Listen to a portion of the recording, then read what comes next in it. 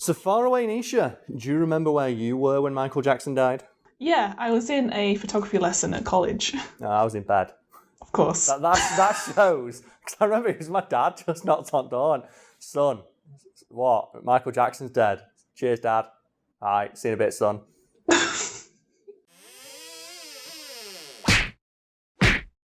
Prior to his untimely death in 2009, Michael Jackson was planning what might have been one of the most ambitious set of concerts ever planned by a musician, a 50-date residency at the London O2 Arena, which would have seen him moonwalking half a marathon a night while belting out a medley of his greatest hits. As big as that tour was intended to be, though, it paled in comparison to what Jackson originally envisioned.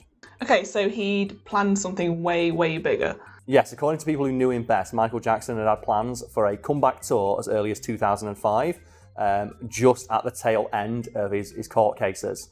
You know those ones? Oh, yeah. The ones that I can't say out loud, so I don't want that voice clip floating around on the internet. But yeah, when he was accused of those things and was found innocent, he planned a comeback tour and he wanted to go do a similar string of concerts in Las Vegas and set up a residency there, which is a common thing for musicians to do. But Jackson was not a normal person. I think it's safe to say. I think that, the most polite way we can describe Michael Jackson is a bit eccentric. And if you imagine that he's going to do a comeback tour, he's not going to do a regular comeback tour. He's going to do something that was very Michael Jackson-esque. And according to a long-time collaborators of Jackson who worked with him on the initial plans for this concert, Andre Van Peer, some of the stuff he planned to do was balls out insane. So do we have any examples of this? Yes, we do. And one of the things that stuck out to me while researching this is that Michael Jackson wanted to get a custom-made special jacket made of, and I quote, space-age material that would respond and react to light in real time and put out its own kind of light in return, essentially allowing Michael Jackson to become his own laser light show while dancing on stage. And I don't know about you, Nisha, but I want that jacket. Yeah, that sounds so awesome. I want underwear like that.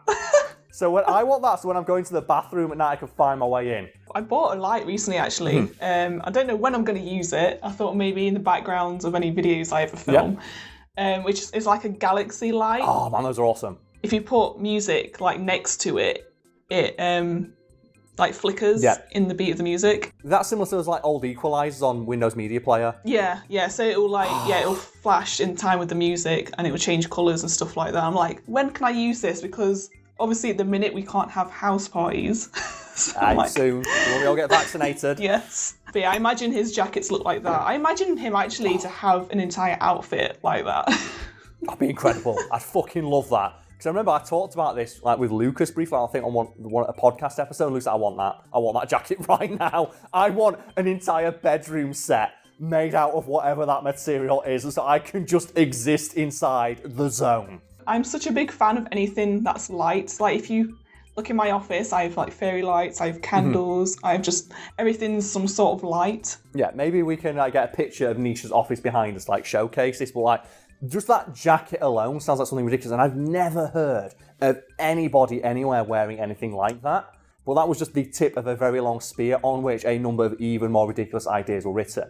Because in addition to wearing just this space-age swag jacket, Michael Jackson was going to have an entire hotel constructed in Las Vegas, which was just Michael Jackson themed, which had at its door as the concierge a robotic version of himself that would dance and greet guests. And the facade of the building was going to be a giant animatronic Michael Jackson face that shot lasers out of its eyes, advertising his show. Oh my god. Just like that. What? Yeah, just imagine you walking down Las Vegas and you just see giant Michael Jackson face beaming just adverts out of its eyes.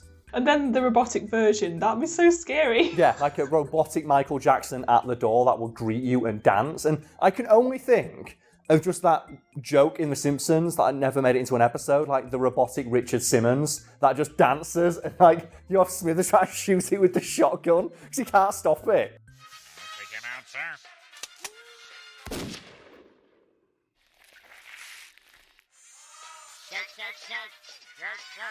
Nisha, just thoughts on that idea there? It is insane. Yeah, and it might surprise you to learn that that's actually the toned down version of what Michael Jackson wanted. That's the thing Michael Jackson had to compromise on because his original vision was way more insane.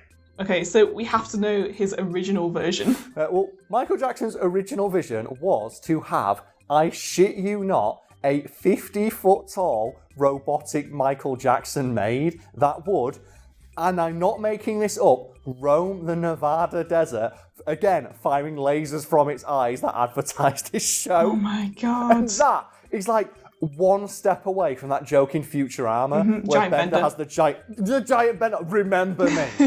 Remember me. Remember me! Remember me! And whoever edits this video, please just take that clip and edit it to have Michael Jackson's face on it and just have it make the Michael Jackson yow as it does it.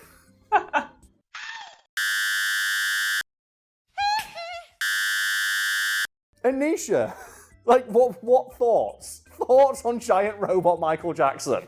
I'm speechless. I just think But that it would gets never better. work. The thing is, it would have worked because according to Andre Van Peer, like, Michael Jackson had got preliminary plans drawn up and it was a feasible idea, if not a prohibitively expensive one, which is one of the reasons they had to compromise. Because even though Michael Jackson was minted, he didn't have a giant robot version of himself money at that time.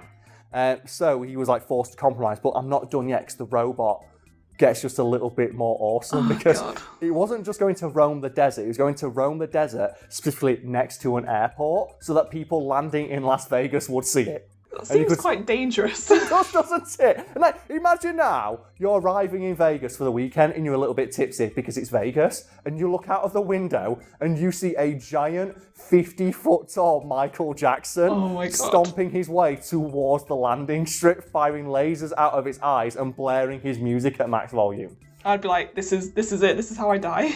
This is the end of everything. What more can I do? I'm so mad that we never got this because I would have just sat there hoping that the thing went rogue just so we could witness. Because, like, remember, Las Vegas is filled with all of those like miniature versions of like world landmarks. Yeah, like, they have like a miniature version of the Eiffel Tower and stuff like that. Now imagine if like the robotic Michael Jackson just went rogue and went on a rampage through that. That's a movie. You know what that is? That would have been a music video. That's how we should have announced his comeback tour. His comeback tour should have just been his robot kicking his way through all of those world landmarks and then just like splashes up on screen, Michael Jackson World Tour comeback. Oh my god. That's how you advertise something. That is so funny. Nisha, you just seem to be a bit taken aback by everything we just talked about. I'd not read this article before, so I had no idea what was going on, and I just wasn't expecting this. No one expects giant robotic Michael Jackson to just come moonwalking its way through the environment. It's such a shame the idea never materialised, because that would have been fucking awesome. It would have been hilarious, but I just think it would have been so dangerous, and there would have been so many things that could have gone wrong, and probably would have gone wrong. Oh yeah, absolutely. I reckon like the first week it would have kicked someone over straight away. Because who wouldn't want to go? Who would not want to go sit on its shoe as it moonwalked? I would have paid to do that. I mean, not only kicked someone over, but it might have stood on people. You know, people standing too close, it suddenly starts moonwalking. Like, who's to say it's not gonna grab a plane out of the sky and just throw it? That's terrifying.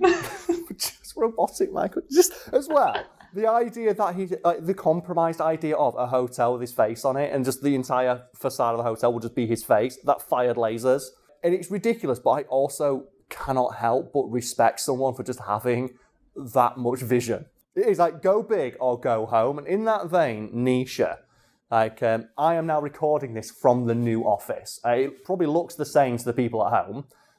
Because, we just use the same setup we always do, but I'm in my new office. I can't do an office tour because we now have windows, we have natural light, and I'm worried that the moment someone sees out of one of these windows, they'll be able to pinpoint exactly where we are and turn up when we're filming. Oh no. And I just can't deal with that hassle. But we're in the new office, and I'm going to celebrate. I'm going to go stroll across the office. I'm going to go across, and I'm going to get a can of drink out of the fridge, because I bought us a fridge. We've got a cute little coffee machine. We've got a mini fridge. I'm going to crack open this cider.